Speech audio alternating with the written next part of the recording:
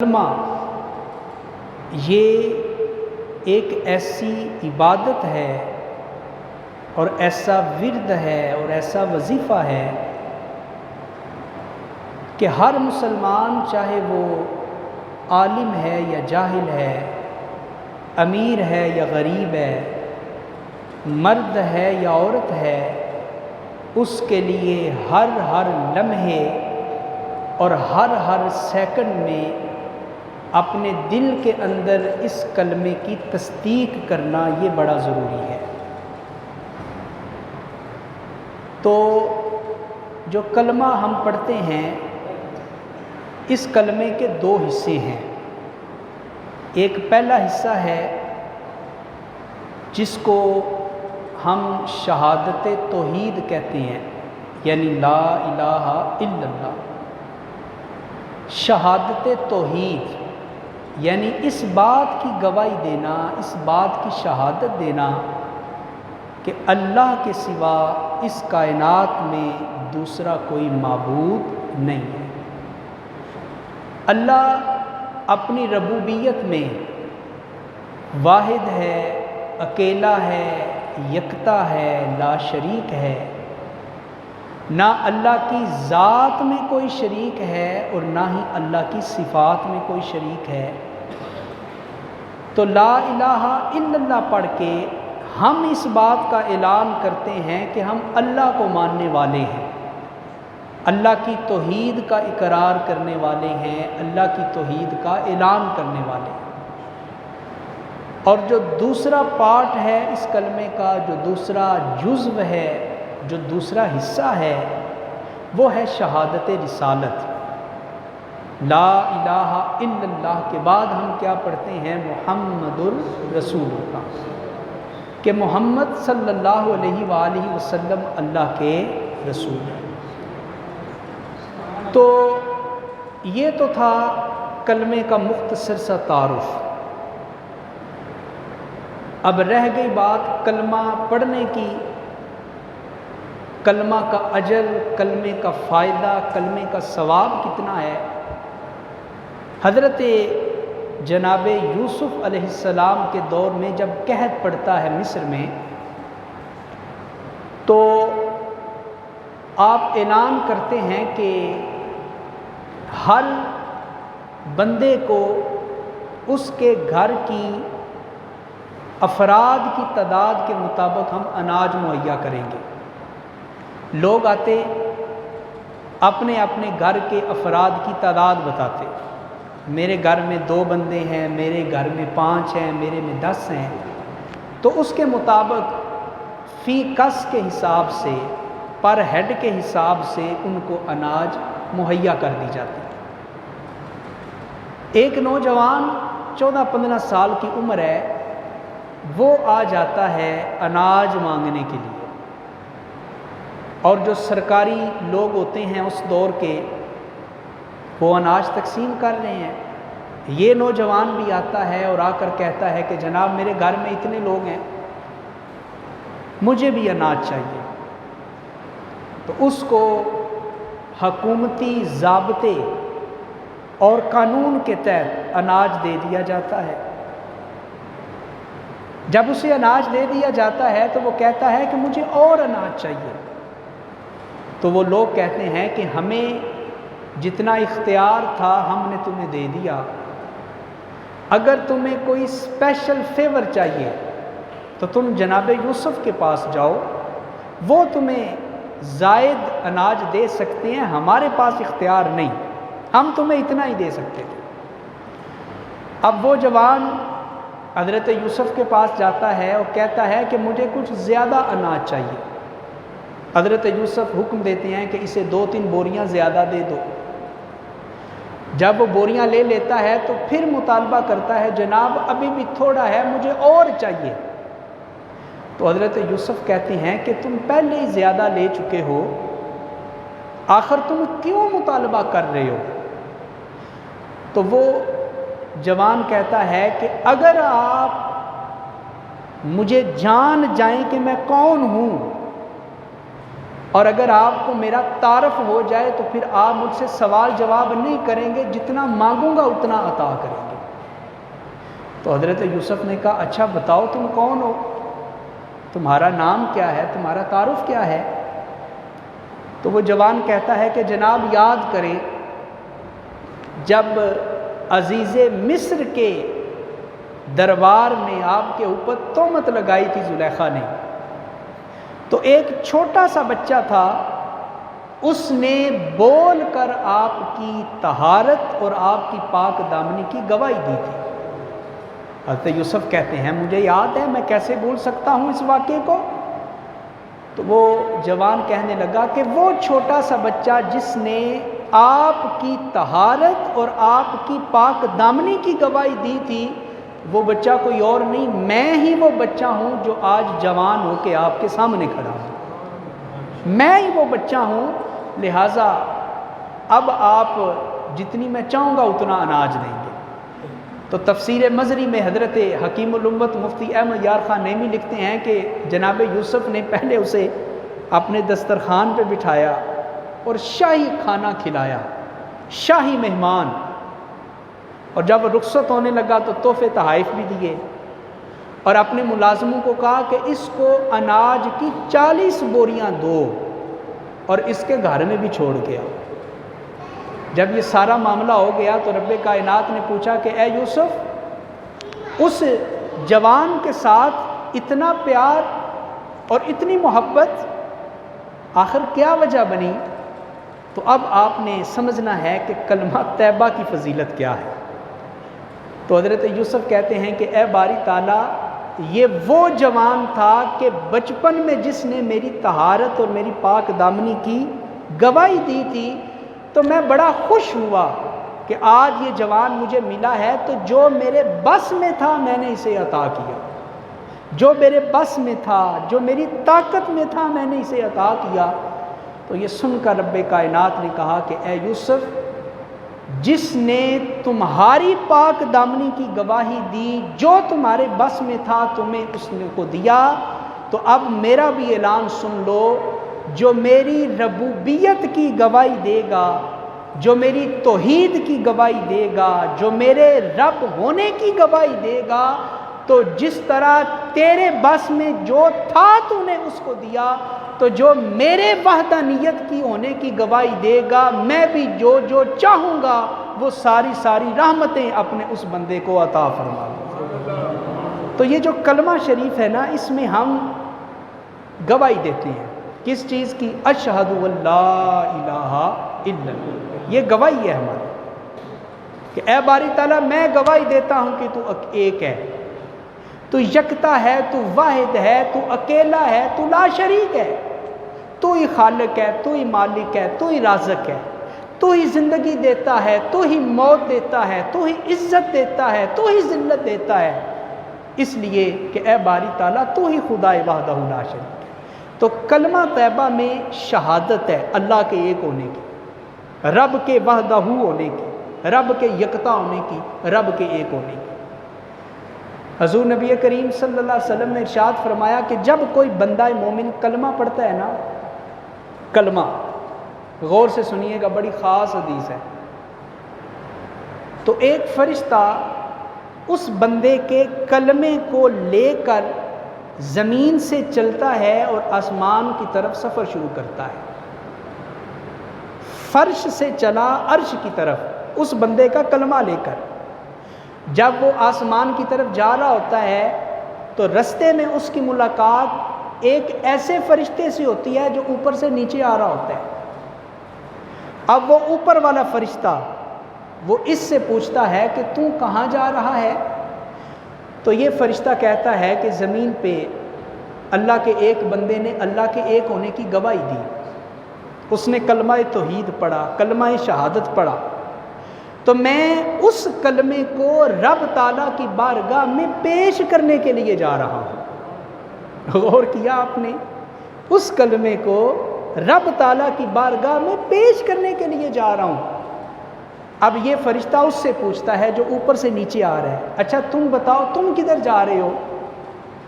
تو وہ جو اوپر سے نیچے آ رہا ہوتا ہے نا فرشتہ، وہ کہتا ہے کہ جس بندے کا کلمہ تو زمین سے اوپر لے کے جا رہا ہے نا، میں اللہ کی طرف سے آ رہا ہوں اس بندے کو مبارکباد دینے کے لیے کہ تو نے اللہ کے ایک ہونے کی گواہی دی تو اللہ نے تیرے گناہوں کی مغفرت کا اعلان فرما دیا، تیرے گناہوں کی مغفرت کا اعلان ہو گیا۔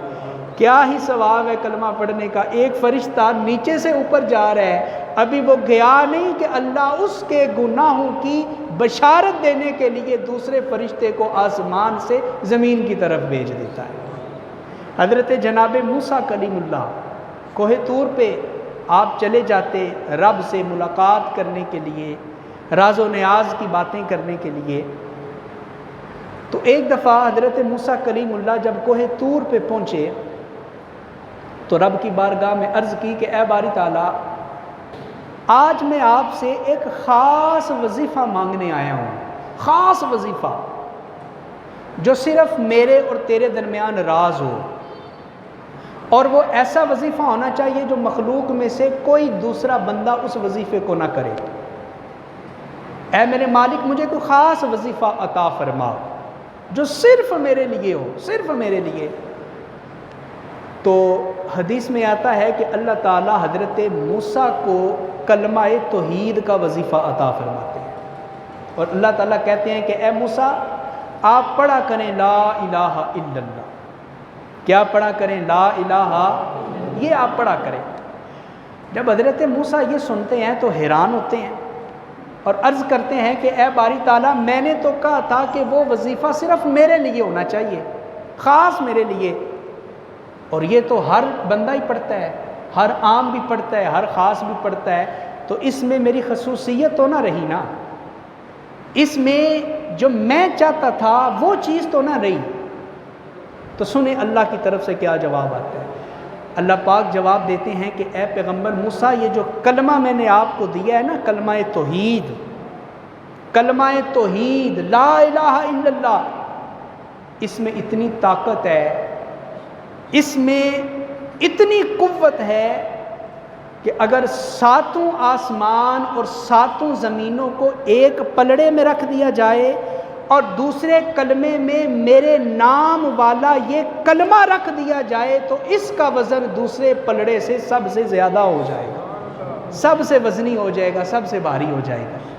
کتنی خاص بات ہے یہ، ہم نے کلمے کو معمولی سمجھ رکھا ہے۔ نماز کے بعد ذکر ہوتا ہے نا ہمارے ہاں کلمہ شریف کا، تو بعض لوگ تو چپ کر کے بیٹھ جاتے ہیں، بعض لوگ پڑھتے ہی نہیں ہیں، یا بعض لوگوں کو تو صرف اسی وقت توفیق ملتی ہے نماز کے بعد پڑھنے کی، پھر اگلی نماز تک انہیں فرصت ہی نہیں ملتی، یا ان کی توجہ ہی نہیں ہوتی کہ میں کلمہ شریف کا ذکر ہی کر لوں بیٹھ کے۔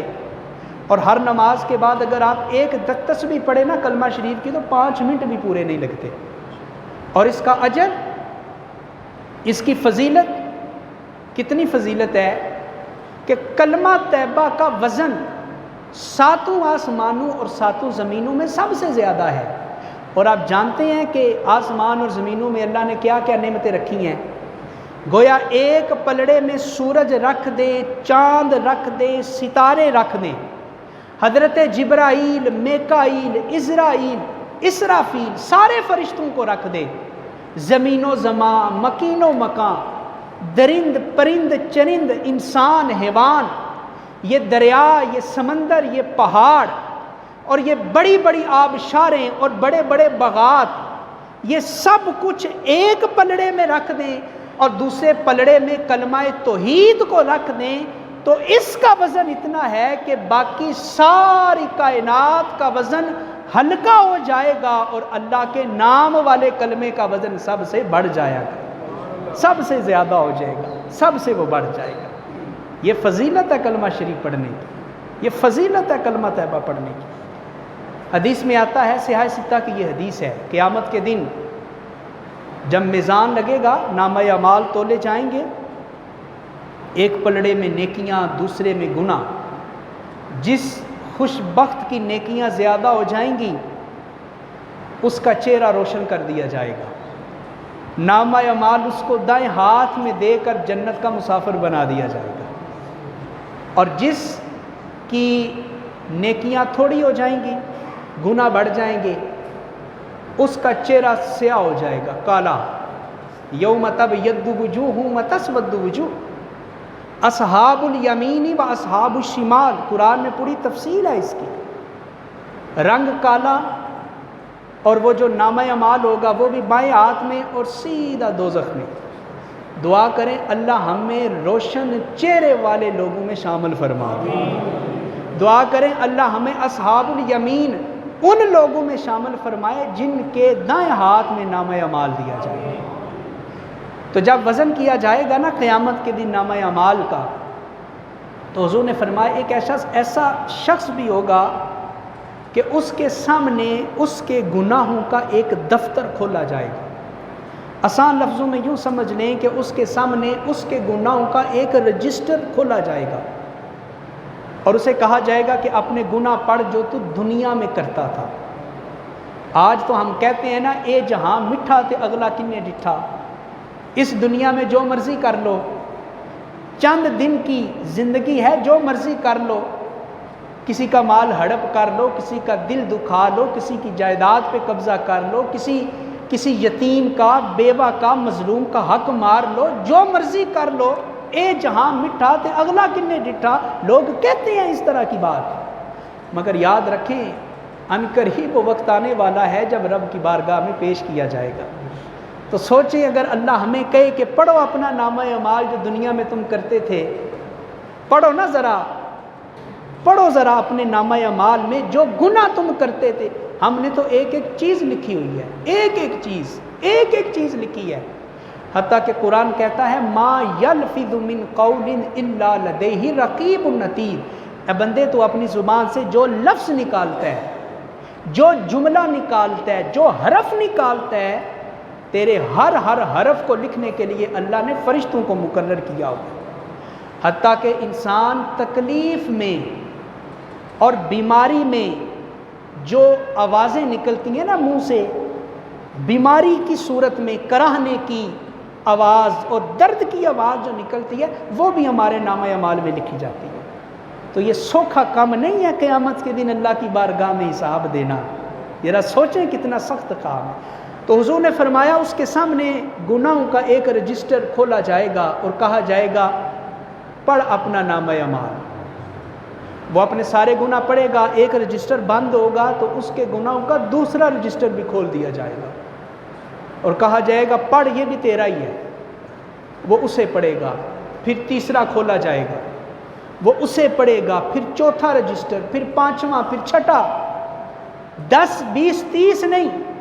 حضور نے فرمایا وہ اتنا بڑا گناہ گار ہوگا کہ اس کے سامنے اس کے گناہوں کے 99 رجسٹر کھولے جائیں گے، 99 رجسٹر، 99 رجسٹر اس کے سامنے کھولے جائیں گے، اور اس کے گناہ زمین و آسمان کے درمیان جتنی وسعت ہے نا اتنے گناہ پھیلے ہوں گے اس کے۔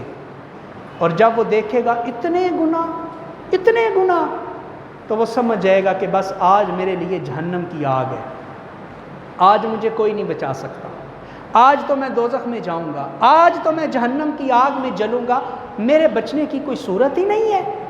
99 رجسٹر گناہوں کے۔ ابھی وہ سوچ رہا ہوگا تو اللہ تعالیٰ اس کو کاغذ کا ایک چھوٹا سا ٹکڑا دیں گے، اس کو عربی میں بطاقہ کہتے ہیں، اور اسی لیے اس حدیث کو حدیث بطاقہ بھی کہتے ہیں۔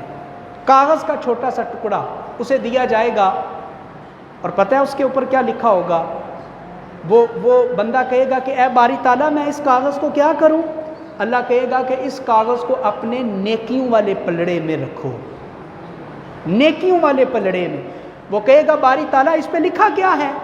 اللہ کہے گا دنیا میں تم نے ایک دفعہ دل سے میری توحید کا اعلان کیا تھا، اور تم نے ایک دفعہ دنیا میں پڑھا تھا اشہد ان لا الہ الا اللہ وحدہ لا شریک لہ واشہد ان محمدا عبدہ ورسولہ۔ ہم نے تیرے اس کلمے کو ایک کاغذ پہ لکھ دیا تھا، اس کاغذ کو نیکیوں والے پلڑے میں رکھو۔ وہ حیران ہو کے عرض کرے گا باری تعالیٰ دوسرے پلڑے میں میرے اتنے بڑے بڑے گناہ اور گناہوں کے رجسٹر پہ رجسٹر پڑے ہیں، یہ چھوٹی سی پرچی کیا کرے گی، یہ چھوٹا سا کاغذ کیا کرے گا؟ تو حضور کی حدیث کہتی ہے اللہ فرمائے گا اس بندے کو اے میرے بندے اس کلمے میں میرا نام آتا ہے، اس کلمے میں لفظ اللہ آتا ہے اور تو نہیں جانتا کہ میرے نام میں طاقت کتنی ہے، میرے نام میں قوت کتنی ہے۔ اگر کائنات کے سارے لوگوں کے گناہ ایک پلڑے میں رکھ دیے جائیں اور دوسرے پلڑے میں صرف میرے نام والا کلمہ رکھ دیا جائے تو میرے کلمہ توحید کا وزن ساری چیزوں سے بڑھ جائے گا، ساری چیزوں سے زیادہ ہو جائے گا۔ تو غور کریں آپ کلمہ شریف پڑھنے کی کیا فضیلت ہے، کیا اجر ہے، کتنا ثواب ہے کلمہ شریف پڑھنے کا۔ ہم نے تو کلمے کو معمولی سمجھ لیا۔ جب کہیں محفل میں یہ توفیق ملے افضل الذکر پڑھیں جی، اللہ کا نام لیں، اللہ کا ذکر کریں، تو بعض لوگ شرم محسوس کرنے لگتے ہیں، بعض لوگ پریشان ہو جاتے ہیں کہ میں اللہ کا نام لوں اونچی آواز سے، تو شرمسار ہونے کی ضرورت نہیں۔ اللہ نے یہ زبان دی ہی اس لیے ہے کہ ہم اس زبان سے کبھی اللہ کا ذکر کریں اور کبھی اللہ کے پیارے حبیب کا ذکر کریں۔ حضرت داہیہ کلبی حضور کے صحابی تھے، لیکن آپ نے کلمہ نہیں پڑھا تھا۔ اسلام سے پہلے بنو کلب کے سردار تھے، اور بنو کلب عرب کا وہ قبیلہ تھا جس کی تعداد سب سے زیادہ تھی۔ تو حضور کی تمنا یہ تھی کہ کسی طرح داہیہ کلبی کلمہ پڑھ لے، اور حضور کی تمنا کیوں تھی کہ یہ کلمہ پڑھے گا تو سردار کلمہ پڑھ لے تو قبیلے کے سارے لوگ کلمہ پڑھ لیتے ہیں۔ تو ایک دن کیا ہوا، حضور تشریف فرما ہے کہ حضرت جبریل آ گئے اور عرض کی حضور آپ کے دل میں جو تمنا تھی نا اللہ نے اس کو قبول کر دیا ہے، ابھی ابھی داہیہ کلبی آپ کے پاس آپ کا کلمہ پڑھنے کے لیے آ رہے ہیں۔ داہیہ کلبی آئے تو حدیث میں آتا ہے حضور نے اپنی چادر مبارک جو حضور اپنے اوپر لیتے تھے وہ حضور نے نیچے بچھا دی تاکہ داہیہ کلبی اس کے اوپر بیٹھے، اور حضور نے یہ اصول دیا اذا اتاکم کریم قوم فاکرموا، جب کسی قوم کا، کسی برادری کا، کسی قبیلے کا، کسی خاندان کا معزز آدمی تمہارے پاس آئے تو اس کی عزت کیا کرو، اس کا احترام کیا کرو، اس کا اکرام کیا کرو۔ جب جناب داہیہ کلبی آئے اور دیکھا کہ حضور نے اپنی چادر مبارک نیچے رکھی ہے، اس کو اٹھایا، چوما سینے سے لگایا اور عرض کی حضور اس کا مقام نیچے نہیں، اس کا مقام تو ہمارے سروں کے اوپر ہے۔ حضور کی چادر اپنے سر پہ رکھ لی اور کہا حضور میں آپ کی خدمت میں اس لیے آیا ہوں کہ مجھے کلمہ پڑھائیں اور اپنی غلامی میں شامل فرما دیں۔ حضور نے کلمہ پڑھایا، مسلمان ہوئے۔ تو جب کلمہ پڑھا تو رونا شروع کر دیا، آنکھوں سے آنسوں کا ایک سلسلہ۔ حضور نے پوچھا داہیہ آج تو تیرے لیے بڑی خوشی کا دن ہے اور تو رو رہا ہے، رونے کا سبب کیا ہے؟ تو داہیہ کلبی عرض کرتے ہیں حضور 60 سال گزار چکا ہوں اپنی عمر کے کفر میں، 60 سال ہوا تو ایمان نصیب ہوا، 60 سال کے گناہوں کو دیکھتا ہوں تو روتا ہوں، پتہ نہیں اللہ وہ معاف کرے کہ نہیں۔ حضور نے پوچھا اچھا تیرا سب سے بڑا گناہ کیا ہے؟ تو ذرا سنیے گا۔ داہیہ کلبی کہتے ہیں حضور مجھے بچیاں پسند نہیں تھیں، اور سردار بھی تھا اپنے قبیلے کا، جب کسی کے گھر میں بچی پیدا ہوتی تو میں زندہ قتل کر دیتا، حتیٰ کہ میں نے اپنے ان ہاتھوں سے 70 بیٹیوں کو زندہ درگور کیا ہے، 70 بیٹیوں کو۔ تو حضور اس گناہ کو دیکھتا ہوں تو روتا ہوں، پتہ نہیں اللہ معاف کرے کہ نہیں۔ اب سنیں کلمہ کی فضیلت۔ حضور نے فرمایا الاسلام یہدی ما قبلہ، اے داہیہ کلبی تو نے جو کلمہ پڑھ کے اللہ کی وحدانیت کا اعلان کیا ہے، اس کلمے میں اللہ نے اتنی طاقت رکھی ہے، اتنی پاور رکھی ہے کہ جب تو نے یہ کلمہ پڑھ لیا ہے اللہ نے تیرے اس گناہ کو بھی اور 60 سال کے سارے گناہوں کو اللہ نے معاف کرنے کا اعلان کر دیا ہے۔ نعرہ تکبیر، نعرہ رسالت، نعرہ حیدری۔ تو کلمہ شریف کو اس کو معمولی نہ سمجھے، بڑی پاور ہے کلمے میں، بڑی پاور ہے، بڑی پاور ہے، ہمیں اس کا احساس ہی نہیں ہے، ہمیں اس کی اہمیت کا اندازہ ہی نہیں ہے کہ کلمہ شریف پڑھنے کا اجر کتنا ہے۔ ایک حدیث سن لیں، وقت ہو گیا۔ حضور نبی کریم صلی اللہ علیہ وسلم نے ارشاد فرمایا کہ من آخر کلامہ لا الہ الا اللہ دخل الجنہ، کہ جس بندے کا آخری کلام لا الہ الا اللہ ہو، یعنی دنیا سے رخصت ہونے کا وقت آ گیا، وقت نزا آ گیا، دعا کریں اللہ سب کے اوپر ایمان والا وقت آئے، سب کے اوپر سکون والا اور راحت والا وقت آئے۔ حضور نے فرمایا جو بندہ دنیا سے رخصت ہو رہا تھا اور رخصت ہوتے ہوتے اس کی زبان پہ کلمہ شہادت جاری ہو گیا، تو جس کی زبان پہ آخری کلام کلمہ ہوگا اللہ اسے سیدھا جنت میں داخل فرما دے۔